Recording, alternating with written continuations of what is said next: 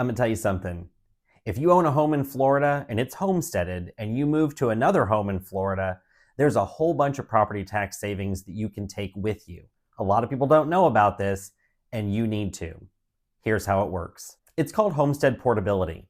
And here in Florida, when you live in a primary residence that's homesteaded, your property taxes are based on the home's assessed value, not the home's market value.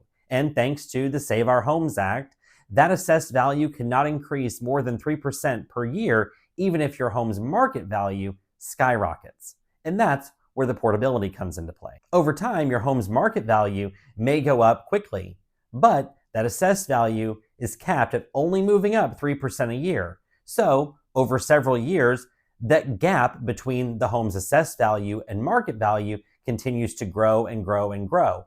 And that gap is what equals tax savings when you move. Homestead portability allows you to take that money and transfer it to a new primary residence within the state of Florida, up to $500,000, so long as the new home is worth more than the old home. That means that your new home's assessed value is going to start out lower, and the property taxes will stay lower than they would if you didn't have any portability to move over.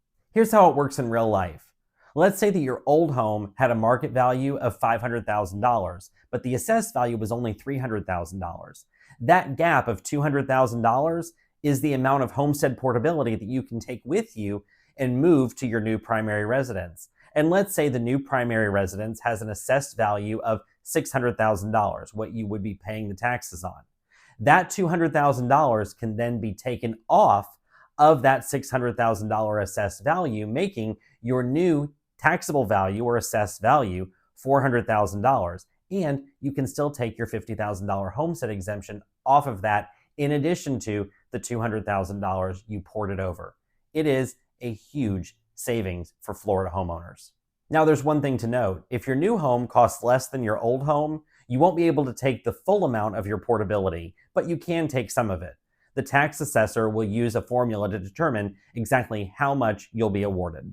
Okay, so I try really hard to not make part twos for my videos because frankly, I think it's annoying.